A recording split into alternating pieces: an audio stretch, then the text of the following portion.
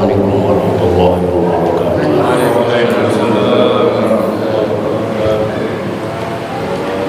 Alhamdulillahirabbil alamin. Wassalamu ala asyrafil anbiya'i wal mursalin. Sayyidina wa habibina wa syafi'ina wa maulana Muhammadin wa ala alihi wa ashabihi ajma'in. La hawla wa la quwwata illa billahil aliyyil azim. Amma ba'da. Qad qala ta'ala fi ayatihil karim. A'udzu billahi minasyaitonir rajim. Bismillahirrahmanirrahim. Ayyaman ma'dudat. Faman kana minkum maridan aw ala safarin fa iddatun min ayyamin ukhra. Ila akhiril ayat. Sadaqallahul azim wa sadaqa rasuluhun nabiyyul habibul karim wa nahnu ala dzalika minasy syahidin wasyakirin walhamdulillahi rabbil alamin. Ma'asyiral muslimin, segenap jamaah dan pengurus Masjid Jami Nurul Sobah, bil khusus yang hadir taklim pada malam ini, yang saya hormati dan yang saya muliakan. Mudah-mudahan dengan asbab bertaklim kehidupan kita mendapat kemuliaan dari Allah Subhanahu wa taala. Puji serta syukur mari kita panjatkan kehadirat Allah. Salawat serta salam mari kita terus sanjungkan kehadiran Rasulullah Muhammad sallallahu alaihi wasallam. Hadirin rahimakumullah. Kajian kita pada malam ini melanjutkan metodologi Al-Quran dengan pencerahan tajwid, makharij huruf, dengan pembahasan nahwu dan sharafnya, yang pada malam ini di ayat 184 dari surah Al-Baqarah yang diawali dengan kalimat ayyaman ma'dudat. Silakan dicari dan diperhatikan.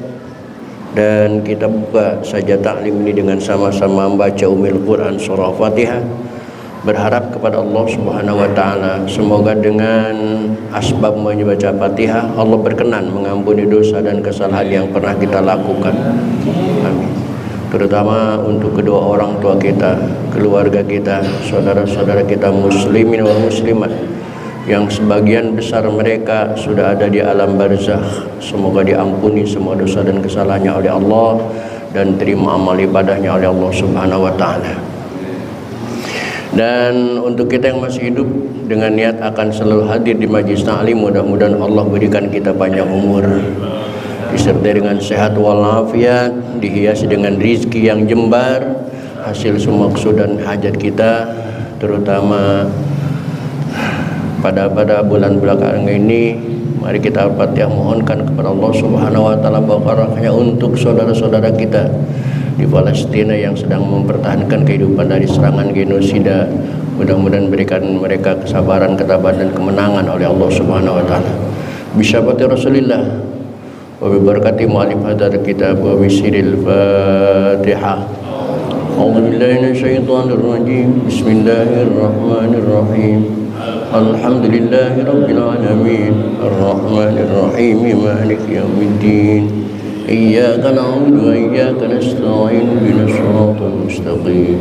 Siratal ladzina an'amta 'alaihim ghairil maghdubi 'alaihim waladdallin.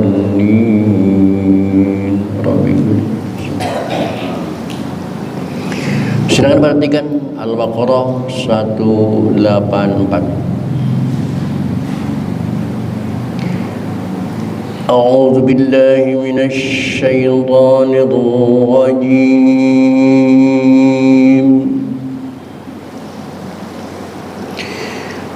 Bismillahirrahmanirrahim. Ayyaman ma'dudat.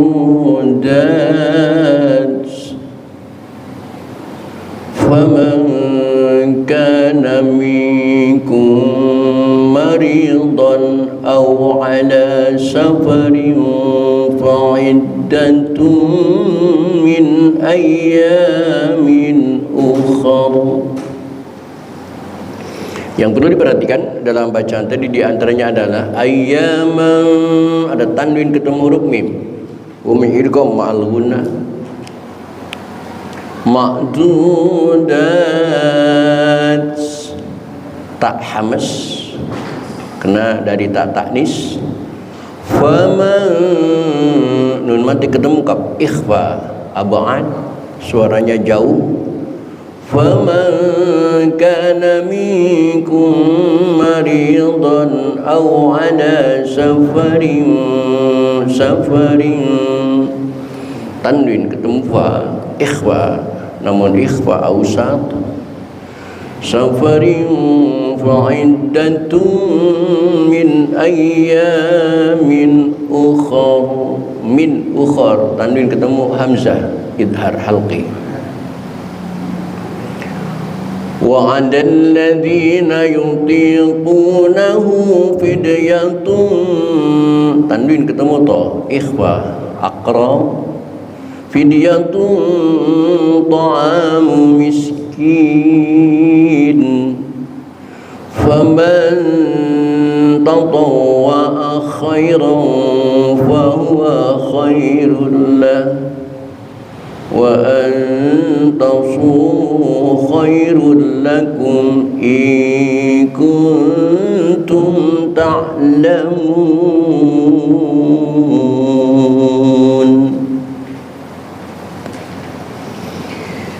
Syahrul Ramadan alladzi unzila fihi al-Qur'an hudan lin-nasi wa bayyinatin minal huda wal furqan, faman syahida minkum asy-syahra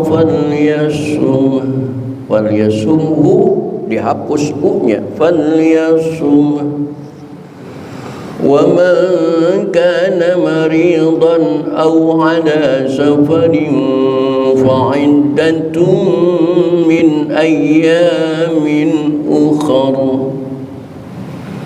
yuridullahu bikumul yusra wa la yuridu bikumul usra ولتكملوا العدة ولتكبروا الله على ما هداكم ولعلكم تشكرون.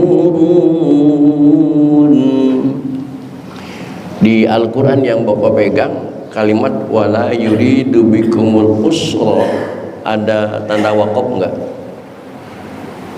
Wala yuridu bikumul usra ada. Baik, di sini enggak ada. Wa idza sa'alaka 'ibadi 'anni fa inni qarib ujibu da'watad da'i idza da'an falyastajibu li wal yu'minu bi la'allahum yarshudun.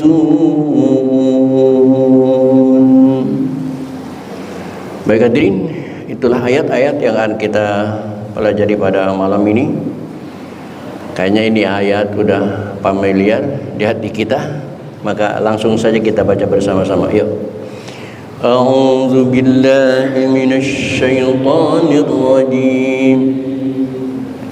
Bismillahirrahmanirrahim.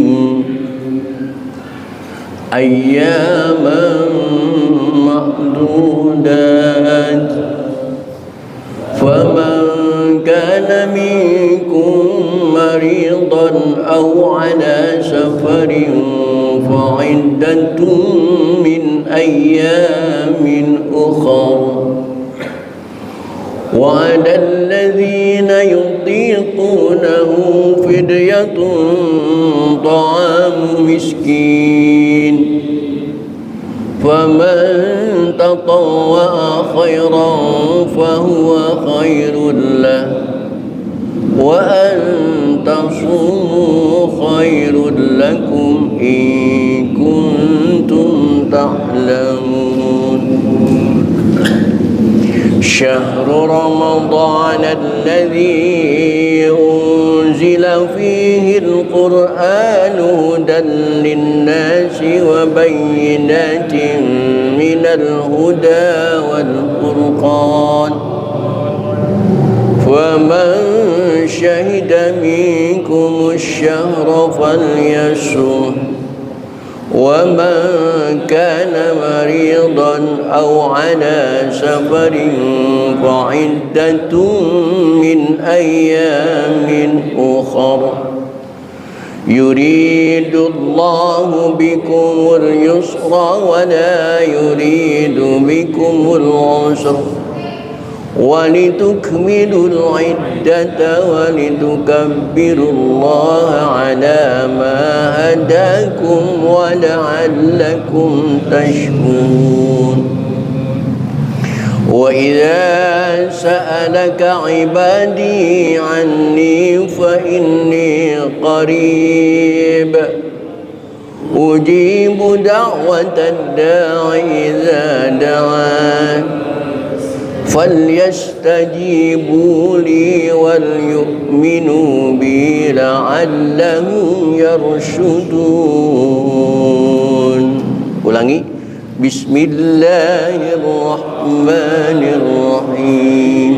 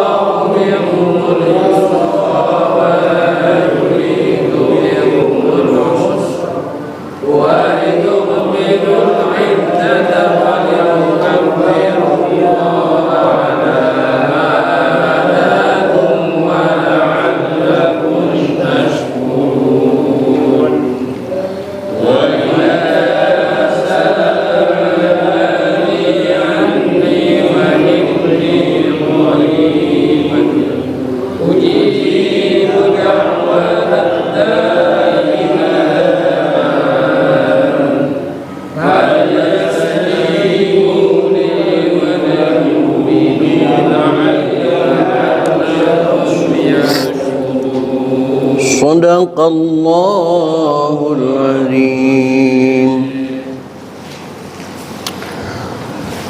Hadirin kaum muslimin rahimakumullah. Untuk selanjutnya silakan diperhatikan, akan saya jelaskan arti dan makna dari ayat-ayat yang kita baca tadi. Berangkat dari ayat 183. Di ayat 183 Allah mengatakan, wahai sayangku orang-orang yang beriman, diwajibkan kepadamu berpuasa.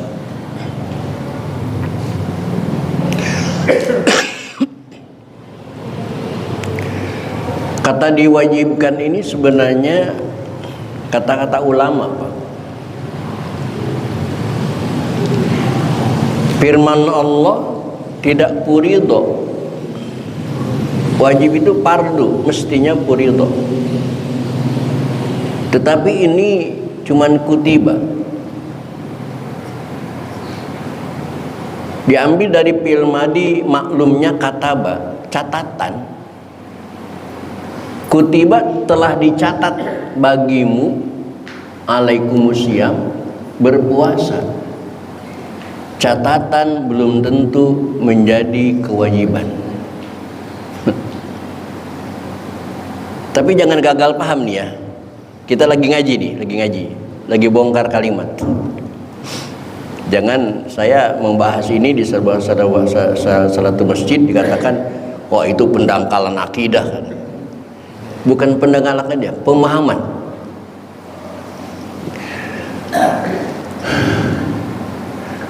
Puasa beda dengan sholat. Kalau sholat Allah katakan aqimus sholat. Allah yang memerintahkan dengan segat fil amr aqimu. Berarti pasti Allah yang memerintah karena itu firman Allah. Nah ini kalimatnya kutiba. Kutiba ini fi'il madi majhul. Majhul. Apa arti majhul? Majhulul fa'il. Tidak tahu yang pelakunya itu siapa. Kalau doroba Zaidun Amron, Ki Zaid telah memukuli ke Umar, pelakunya ya jelas Zaid. Kenapa fa'ilnya Zaidun, Amron jadi maf'ul, jadi objek. Nah, kalau ada kalimat duriba Amrun, Ki Umar telah dipukuli, siapa yang memukulinya? Majhul, nggak tahu. Nah di sini kutiba telah dituliskan, siapa yang menulis? Wallahu a'lam. Karena di sini kita tidak menemukan kata-kata Allah di dalam ayat ini. Tapi ulama mengatakan itu firman Allah. Padahal yang ada di Al-Quran tidak semuanya kata-kata Allah. Ketika Fir'aun mengatakan ana rabbukumul a'la, aku adalah Tuhanmu, Tuhan kalian yang tertinggi, dicatat di dalam Al-Quran, itu bukan firman Allah, tapi kata-kata Fir'aun yang diabadikan di dalam Al-Quran. Ketika Nabi Allah Sulaiman ingin melewati satu bidang tanah yang di situ ada kelompok semut. Kata Nabi Sulaiman, wahai semut, nyingkirlah kalian sebentar, la yahtimannakum, supaya anak buahku tidak menginjak kalian. Itu pun diabadikan di dalam Al-Quran. Apakah itu ucapan Allah? Bukan, itu ucapan Sulaiman dan lain sebagainya. Memang ada dalam Quran itu tidak semua hukum, ada sejarah. Tapi ya, karena ulama sudah mencatatkan, sudah mewajibkan, memutuskan bahwa puasa itu wajib, ya ikuti aja wajib. Cuman sebenarnya kewajiban puasa itu ayyamam ma'dudat, hanya beberapa hari yang sedikit.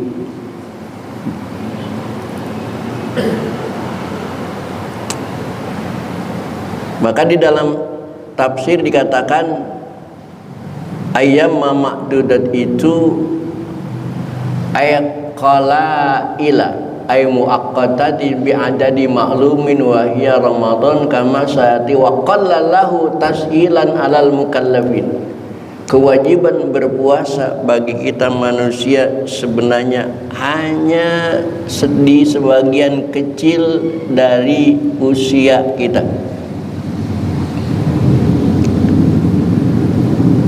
Dan kalau kita bicara fakta, manusia ini dalam hal puasa kalah sama ayam. Benar Pak? Kita telusuri faktanya. Dalam 1 tahun manusia berpuasa 1 bulan, berarti berapa persen? 1 tahun 360, puasanya 1 bulan, berarti 12%. 12% dari umur kita dipakai puasa. Kita puasa 30 hari. Berat tubuh manusia rata-rata berapa? 58, 60 lah rata-rata. Berarti dari setengah dari berat tubuh manusia. Ayam, lihat Bapak sejarah, lihat fakta, catatan, ayam itu sekali berpuasa untuk menetaskan telurnya itu berpuasa 21 hari. Padahal berat tubuh ayam berapa?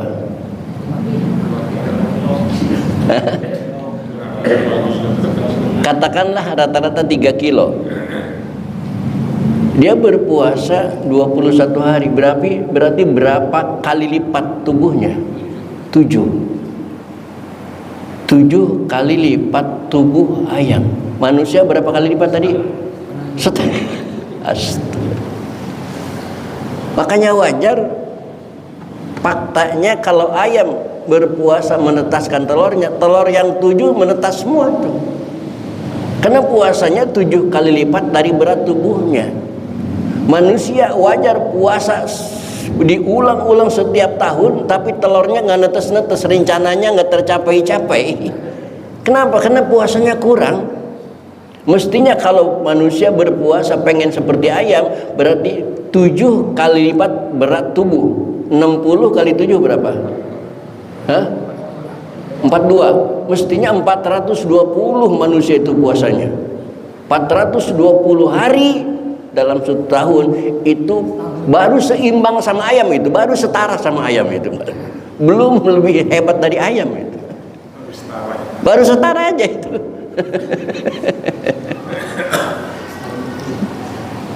Kita dengan puasa 1 bulan pengen ini pengen itu pengen tercapai semua, bagaimana ceritanya?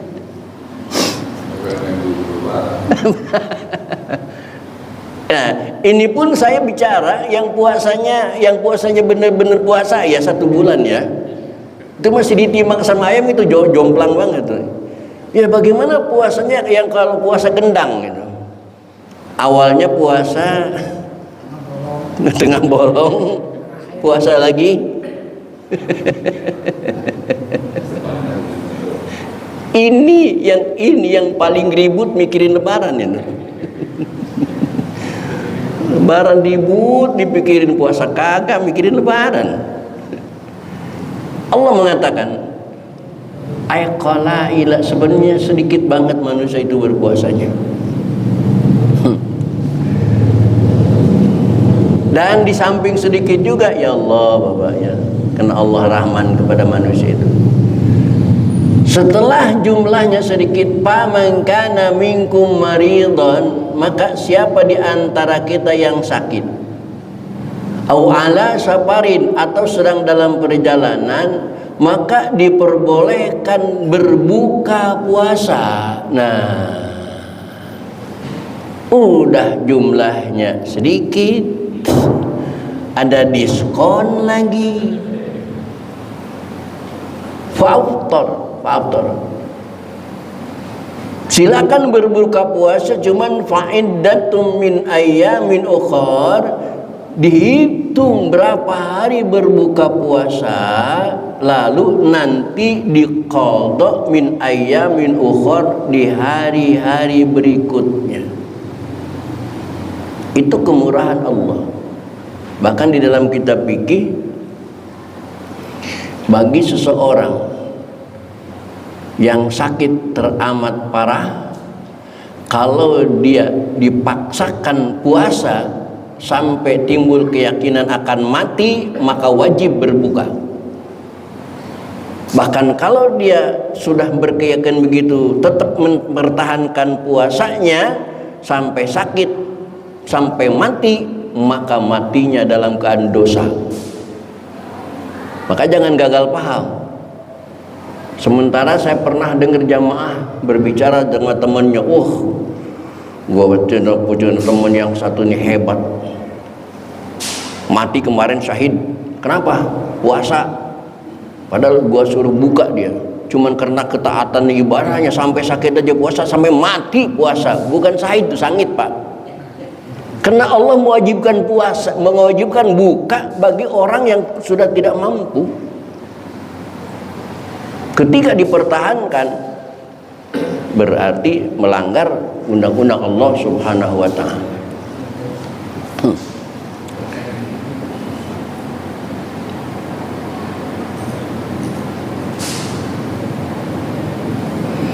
Bahkan kalau Ibnu Abbas, ilal hamila, yang tidak sakit juga orang hamil, wal murdi'ah, yang tidak sakit juga orang yang menyusui boleh berbuka puasa. Cuman ini kadang-kadang ya, kadang-kadang salah niat dan nggak ngaji suaminya. Bapak pernah dengar nggak statement emak-emak kalau puasa katanya cukup nanti kodoknya bayar fidyahnya saja, nggak wajib kodok puasa? Ada ibu-ibu yang memahami hukum seperti itu karena dia meninggalkan puasanya dalam keadaan hamil, karena dia meninggalkan puasanya dalam keadaan menyusui sampai tidak puasa 1 bulan, nanti bulan Syawal katanya cukup bayar fidyahnya saja, tidak bayar kodoknya. Itu pemahaman yang keliru. Ibu-ibu menyusui, ibu-ibu hamil ketika tidak berpuasa di bulan Ramadan itu ada 2 sanksi. Ada 2 sanksi. Yang pertama hanya wajib mengkodok. Kedua, wajib mengkodok plus wajib bayar fidyah. Ingat, tidak ada hukum yang cukup hanya membayar fidyah. Yang cukup membayar fidyah itu adalah bagi orang-orang yang sudah tidak mampu lagi untuk mengkodok. Seperti la yutiquna likibarin, karena dia sudah tua renta, pikun, sehingga tidak puasa karena tidak mampu karena sudah tua. Au maradin la yurja buruhu, atau sakit yang tidak ada harapan sembuh. Ketika dia tidak puasa di bulan suci Ramadan, ini yang cukup hanya membayar fidyah, tidak wajib qada. Kenapa tidak wajib qada? Logikanya begini, kemarin aja bareng-bareng puasa sama keluarganya sama anak cucunya udah nggak mampu, apalagi nanti bulan Syawal puasa sendiri, modar orang. Maka bagi orang seperti itu tidak wajib qada, cukup membayar fidyah. Tapi bagi emak-emak itu sisa 2 hukum. Ada yang cukup qada kalau niat tidak puasanya untuk membela dirinya sendiri. Ibu-ibu hamil, Bu, kenapa ibu nggak puasa? Pak, saya sedang hamil, berat hamil saya ini, lelah saya. Kalau sambil hamil sambil puasa saya nggak kuat, bisa-bisa saya sakit. Maka ibu yang tadi tidak puasa karena mikir diri sendiri, itu cuman wajib qada. Kalau mikirin cuman diri sendiri. Ibu bener hanya mikirin pribadi ibu? Iya Bu, iya Pak, saya mikirin diri sendiri aja.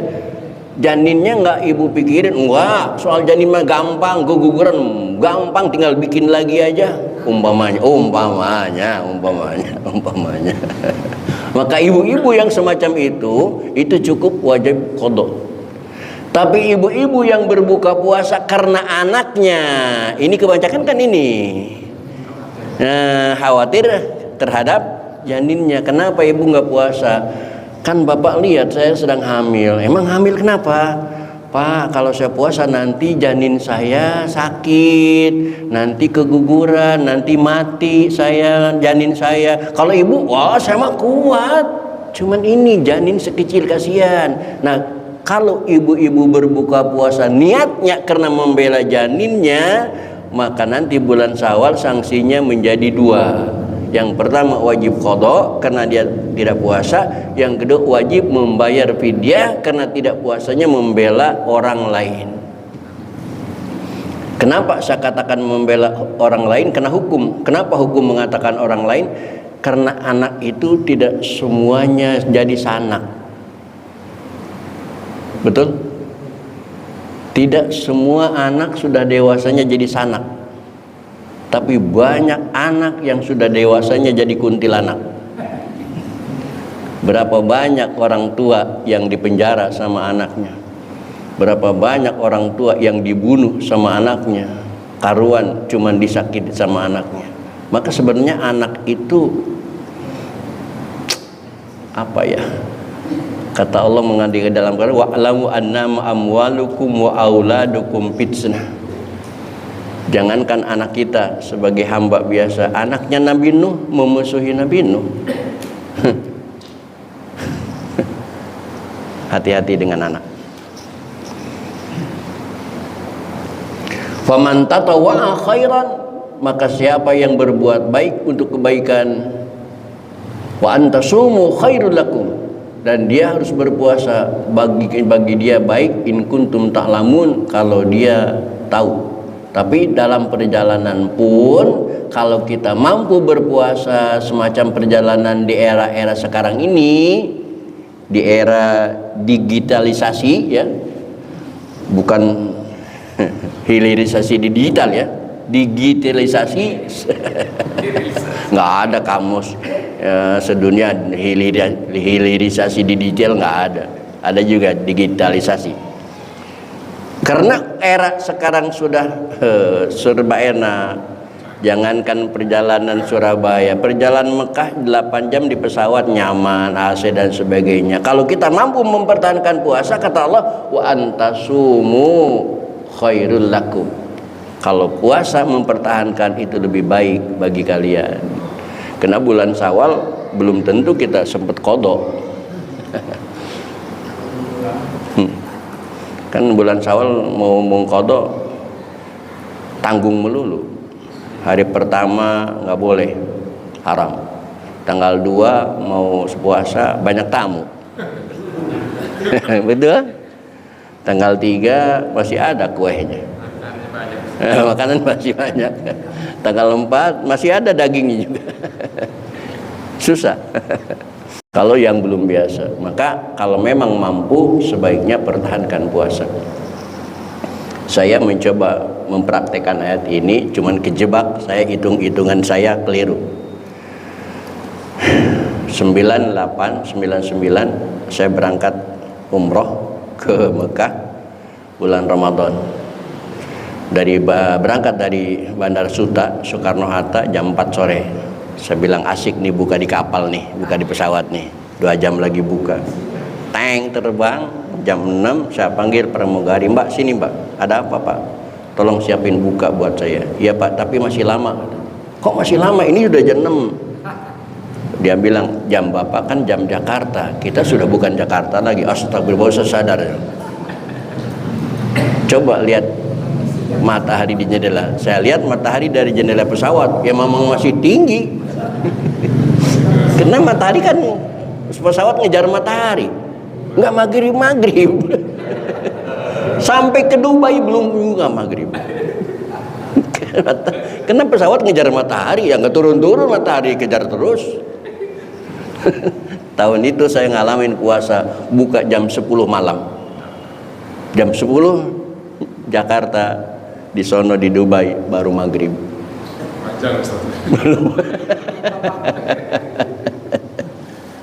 Allah, kejebak saya.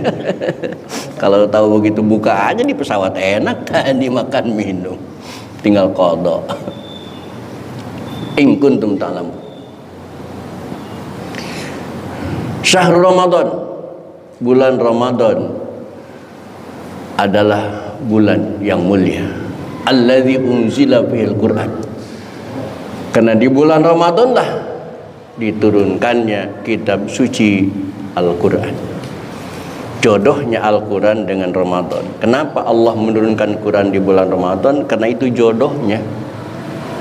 Maka sering saya sampaikan bahwa Ramadan itu bulan 9 in 9, 9 dalam 9, atau 9 for 9, 9 untuk 9. Kenapa Ramadan itu berkumpul nilai 9 sampai jumlahnya juga 9. 9 pertama Ramadan. Ramadan bulan keberapa? Muharram, Safar, Rabiul Awal, Rabiul Akhir, Jumadil Awal, Jumadil Tsani, Rajab, Sya'ban, bulan ke-9. Di bulan Ramadan diturunkan malam yang namanya malam berapa hurufnya? Lam, iya, lam, ta, alif, lam, qauf, dal, ro. Berapa? Diturunkan malam Lailatul Qadar tanggal berapa? 27. 2 dan 7 berapa?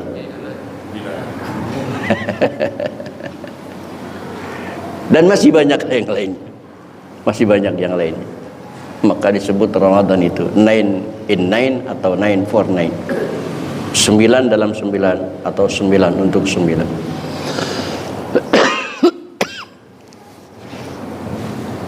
Fihil Quran hudal linnas. Al-Quran berguna, berfungsi sebagai petunjuk bagi manusia, bayinati minal huda wal furqan, dan penjelasan dari hidayah dan pemisahan antara hak dan batil. Faman syahida minkum syahra falyasum. Siapa orang yang mau melihat datangnya bulan Ramadan, maka wajib dia berpuasa. Tetapi lagi-lagi, wa man kana maridun, siapa orang yang dalam keadaan sakit, aw ala safarin, atau dalam perjalanan. Nah,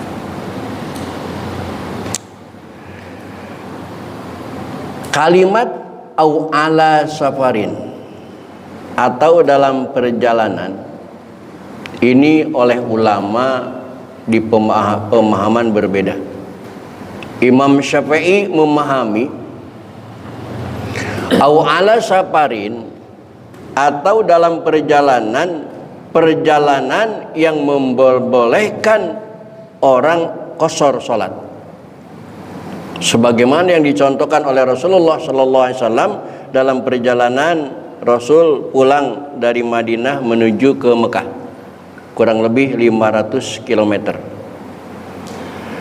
Ada pemahaman fikih madhab yang lain, yang penting jalan. Mau ada masafatil qasir atau tidak, enggak masalah, yang penting jalan.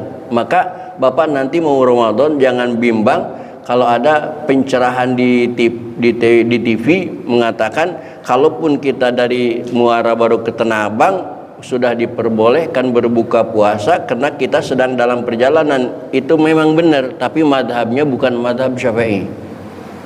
Kalau madhab Syafi'i menggunakan jarak kurang lebih 100 km amannya. Kalau perjalanan kita 100 km memang diperbolehkan berpuasa. Tapi di bawah itu, apalagi perjalanannya dari kita sini ke Tanah Abang cuman 5 kilo, pulang ke Cikupa cuman berapa puluh kilo, itu nggak boleh kalau Imam Syafi'i. Tapi madhab yang lain yang penting jalan. Bahkan ada yang sedikit, ada yang lebih ekstrim lagi, walaupun dari rumah ke pasar itu sudah boleh berbuka.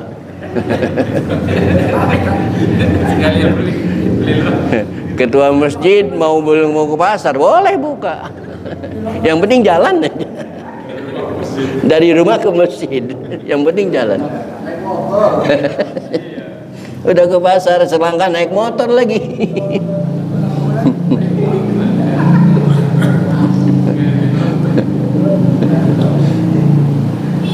Itulah hukum, Pak. Makanya kita tidak boleh langsung menyalahkan orang lain ya. Masing-masing aja.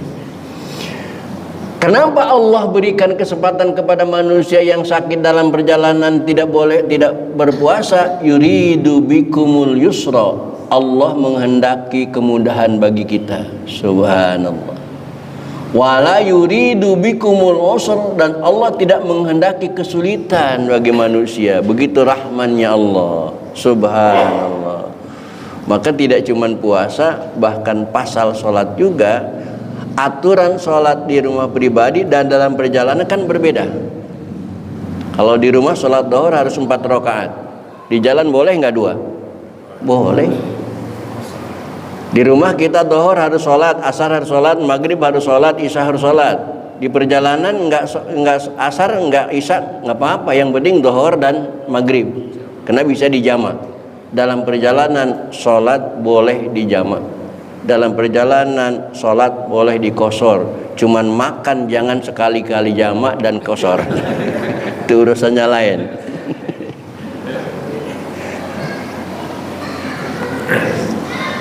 Walitukmilul iddah, dan kalian harus menyempurnakan hitungan sampai walitukabbirullah, sampai kalian bertakbir kepada Allah ala mahadakum, sesuai dengan petunjuk Allah, wala'allakum tashkurun, dan kalian harus bersyukur kepada Allah.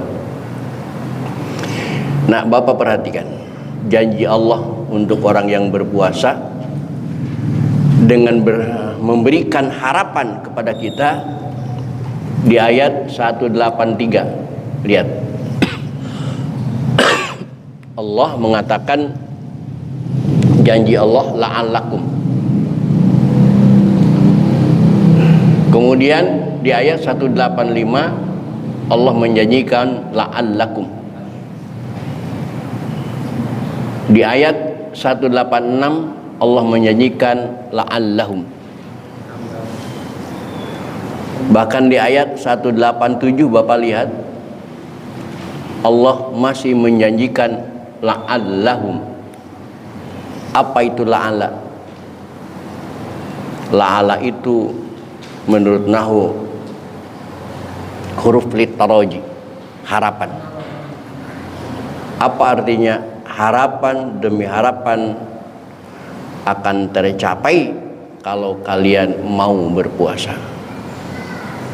Maka lihat fakta dan kenyataannya, kita punya teman, kita punya saudara yang rajin puasa Senin Kemisnya, itu pasti kehidupannya berbeda dengan teman dan saudara kita yang tidak rajin puasa Senin Kemisnya.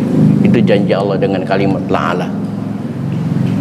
Bahkan di tafsir lain ada ulama tafsir mengatakan la'ala bermakna litaroji,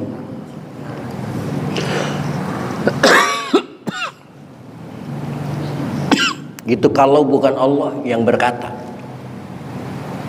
Tetapi kalau Allah yang berkata, maka la'ala itu maknanya bukan lagi litaroji, tetapi litahqiq. Alasannya karena Allah tidak pernah memberikan harapan, tapi Allah memberikan kepastian. Maka la'allakum tattaqun, la'allahum yarsyudun, pasti maknanya, bukan semoga tetapi pasti. Di ayat 183 pasti kalian akan menjadi manusia bertakwa.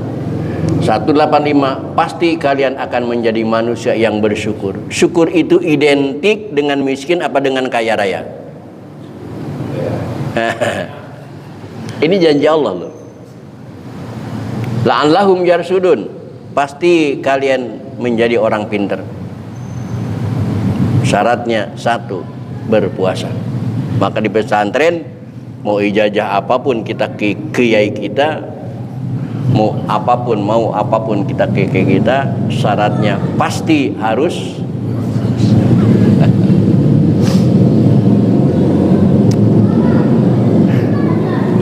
wa idza sa'alaka ibadi, dan ketika hambaku bertanya kepadamu hai Muhammad tentang di mana aku. Nah, ini asbabun nuzulnya, ada jamaah baru, jamaah Nabi Muhammad SAW bertanya, wa sa'ala jamaatun an Nabi SAW, ya Rasulullah, aqribun rabbuna, apakah Tuhan kita itu jauh dari kita? Maka kalau Tuhan kita jauh, panunajihi, maka kita undang supaya datang. Aqri ababaidun, kalau kita Tuhan kita dekat, aqribun panunajihi, maka kita bisik-bisik kepadanya. Abaidun, atau Tuhan kita jauh, kalau Tuhan kita jauh, panunadihi, maka kita undang beliau. Maka panazala turun ayat ini, wa idza sa'alaka ibadi wahai Muhammad, kalau ada hambaku bertanya kepadamu tentang aku, jawab fa inni qarib. Allah itu dekat, minhum bi ilmi. Nah, ini pemahaman ini berbeda dengan pemahaman Mu'tazilah yang mereka mengatakan Allah itu di aras, jauh berarti ya. Aras itu lewat 7 langit. Di ayat ini Allah itu qarib. Bahkan di ayat lain Allah yang berfirman, nahnu aqrabu min hablil warid. Aku lebih dekat dari tulang lehermu. Tulang leher kita dekat enggak kepada kita? Bukan dekat lagi, memang nempel. Allah mengatakan aku lebih dekat daripada tulang lehermu. Berarti Allah ketika ayat itu turun berarti.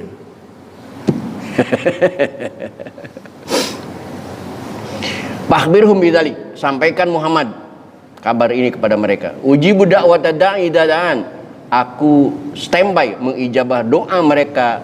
Yang penting mereka da'ani, berdoanya hanya kepadaku. Nah, ini syarat dijabah doa, Bapak, yang di sini dikatakan berdoanya mulus, hanya minta kepada. Kan kadang-kadang kita juga campur. Habis sholat mintanya sama Allah, di luar sholat mintanya sama dukun, bahkan ada yang mengandalkan jabatan, ada yang mengandalkan kerjaan.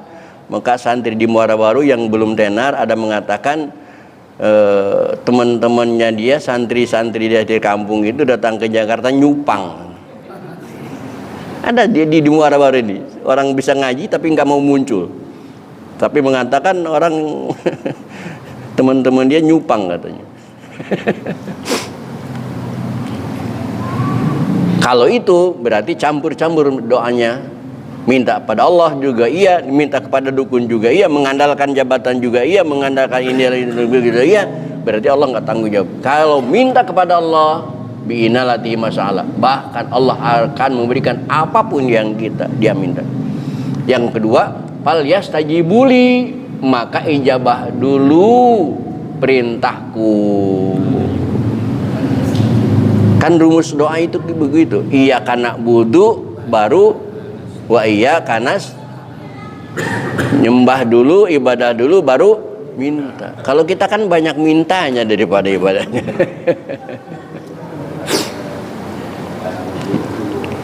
Ya istari Abu Yastari sekarang karena ibadahnya banyak nggak pernah minta, tapi dunia, mobil dan soalnya datang terus ke rumahnya, nggak pernah minta, nggak kerja, nggak apa-apa. Cuman modalnya fal yastajibuli wal yu'minu bi la'allahum, pasti kalian yarsudun, akan mendapat petunjuk dari Allah mana jalan baik dan mana jalan yang buruk.